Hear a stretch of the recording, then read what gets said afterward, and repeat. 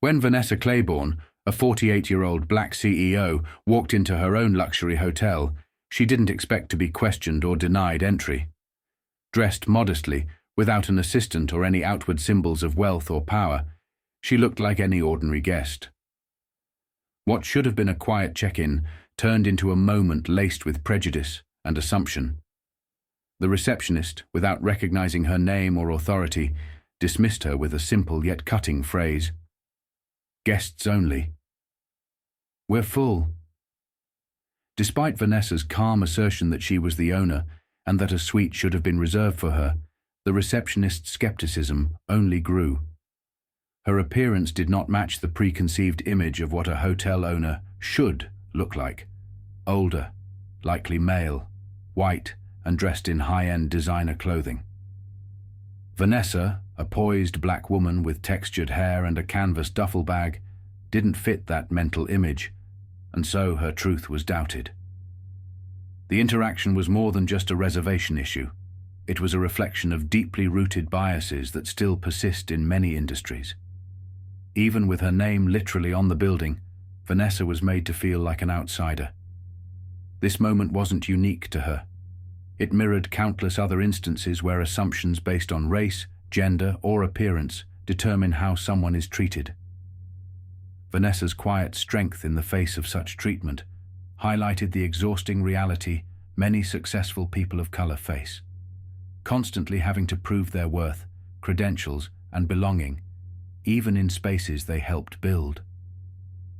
The incident served as a striking reminder that respect is still too often tied to superficial cues, and that true change starts when we begin to challenge the images in our minds of who holds power, who deserves it, and what leadership is supposed to look like. Vanessa Clayborne's response to being denied entry into her own hotel was a masterclass in composure, restraint, and quiet power. Instead of reacting with outrage or raising her voice to demand recognition, she chose to handle the situation with dignity and calm resolve. After the receptionist dismissed her and the assistant manager questioned her identity, Vanessa did not feel the need to prove herself immediately with credentials or confrontation. She simply stepped aside and made one short phone call, a quiet but powerful signal that true authority doesn't need to shout. Her behavior contrasted sharply with the subtle yet pointed disrespect she received. Security appeared not to assist her, but to manage her presence, further reinforcing the suspicion cast upon her. Still, Vanessa did not let frustration dictate her next move. She remained composed, allowing the situation to unfold as those around her slowly realized the mistake they had made. When the regional vice president and district manager arrived, their urgent apologies and swift actions revealed how serious the oversight had been. But even then, Vanessa's tone didn't change. She did not gloat or lash out. Instead, she watched and listened, taking careful note of how quickly behavior shifted once her identity was confirmed. Her decision to remain still, to observe rather than react, sent a louder message than any outburst could have. It showed that she had nothing to prove, that her presence alone demanded respect. Her calm control shifted the narrative entirely. What began as a dismissal turned into a reckoning for the staff involved and a lesson in humility and awareness. Vanessa's approach turned what could have been a viral moment of rage into a powerful demonstration of leadership. Her restraint wasn't weakness. It was strength rooted in confidence, experience, and self-respect. By choosing patience over fury, Vanessa didn't just reclaim her place. She reminded everyone in that hotel who she truly was. The incident at the Oakmark Grand Hotel wasn't just about a reservation. It was about something far more pervasive. The quiet, persistent assumptions that shape how we perceive authority, success, and belonging. Vanessa Clayborne's experience revealed the insidious nature of unconscious bias, how people often judge worth and legitimacy based on appearances rather than truth. Despite being the CEO and owner of the hotel, Vanessa was overlooked simply because she didn't fit the mental image many associate with power. Her brown skin, simple outfit, and unassuming entrance led others to assume she was not someone of importance. This wasn't a matter of bad customer service, it was a reflection of a deeper societal problem.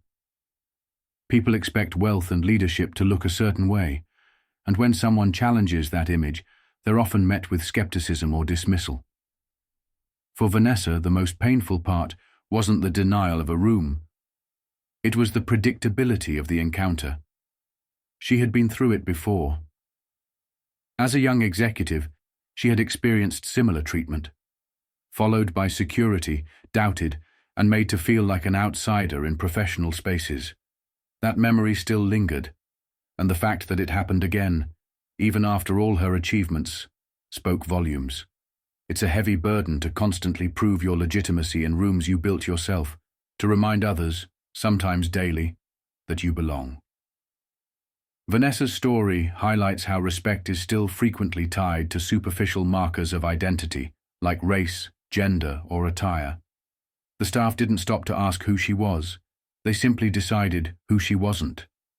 And that is where real harm lives, not just in the actions, but in the assumptions. The incident forces a deeper reflection on how institutions operate and who they are truly built to serve. Vanessa wasn't surprised this happened. She was tired that it kept happening. Through her calm response, she turned the moment into a mirror, showing everyone in that lobby, and beyond, how easy it is to overlook greatness when it's wrapped in a form we don't expect. Her experience is a powerful reminder that true leadership doesn't always wear a label, and respect must be given not based on appearances, but on humanity. Vanessa Clayborne understood that the incident at her hotel was not just an isolated moment of poor judgment. It was a symptom of a broader problem within the system she helped build. That's why her response didn't stop at securing her suite or accepting apologies.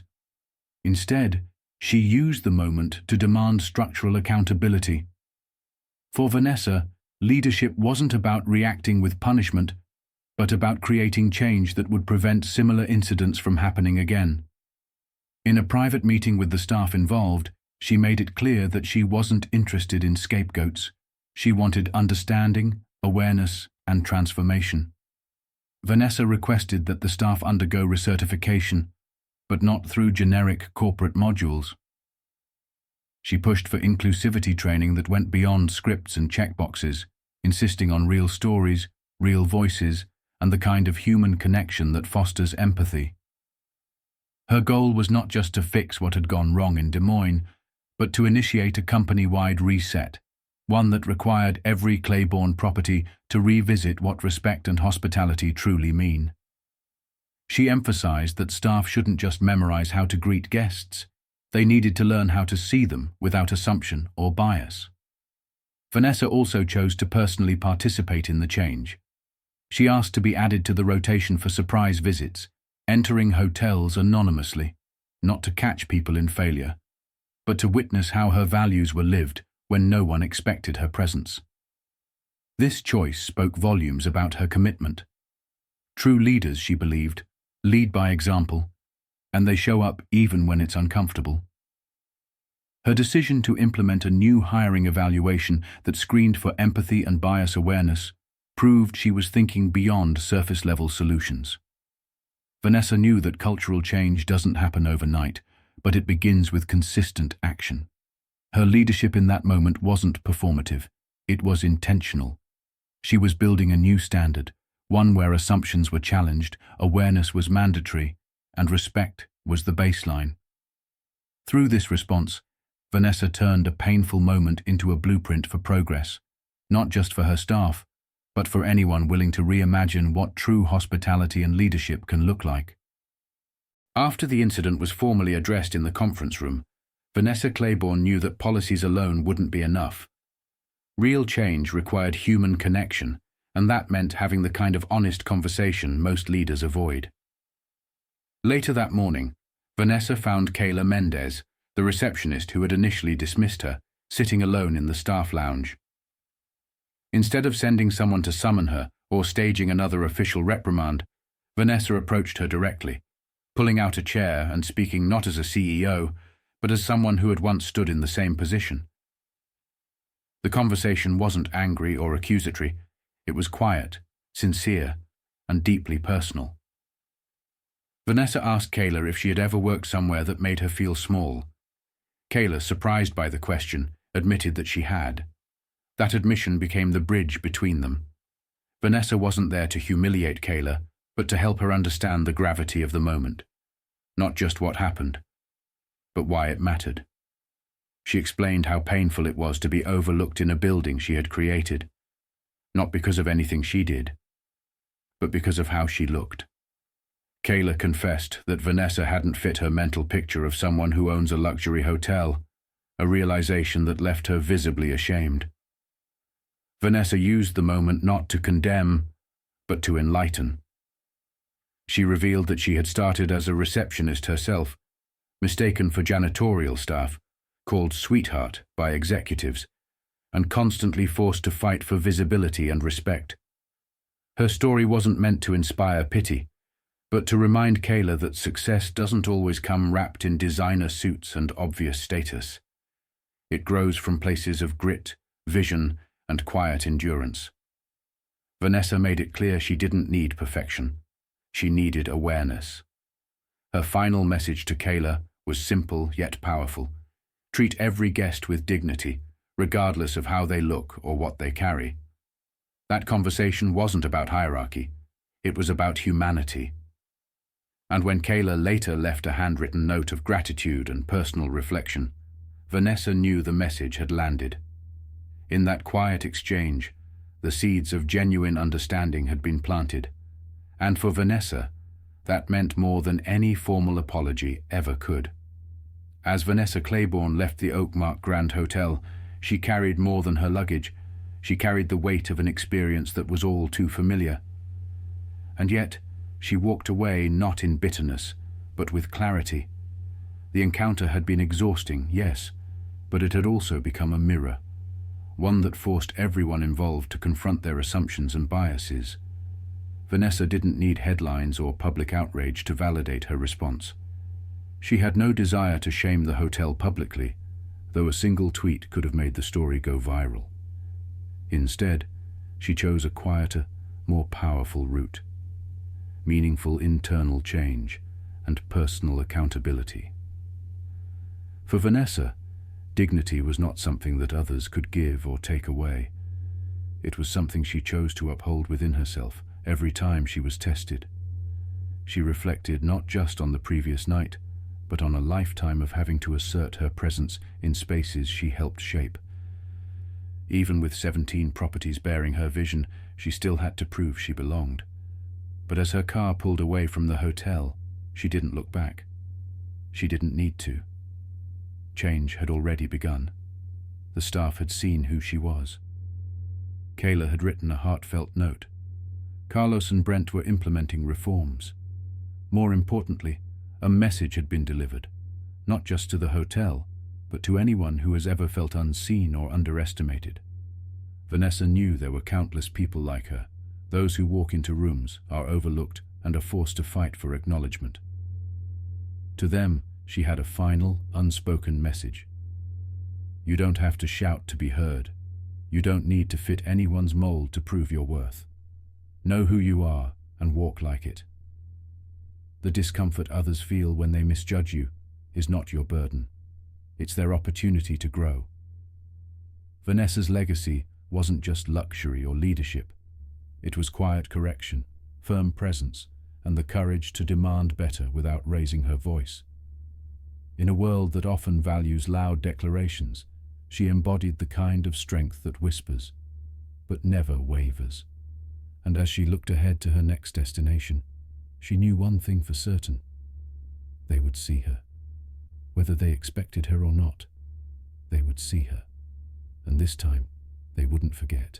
Life has a way of testing our worth, not with loud confrontations, but with quiet moments that ask, will you stand firm in who you are, even when others don't see it? Vanessa Clayborne's story is a reminder that dignity is not something the world gives. It's something we carry, protect, and live by. No matter how far we've come, there will be times we're misjudged or overlooked.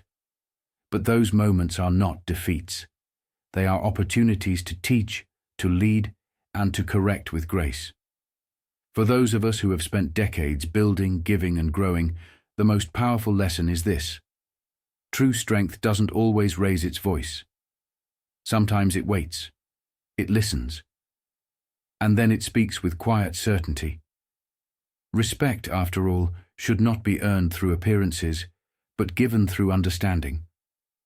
And when we lead with that belief, whether in families, communities, or workplaces, we make the world a little fairer for the next generation. Like Vanessa, we don't need to prove our worth to anyone. We've already lived it, and our example becomes the lesson others carry forward. Never underestimate the power of being calm, clear, and completely certain of who you are.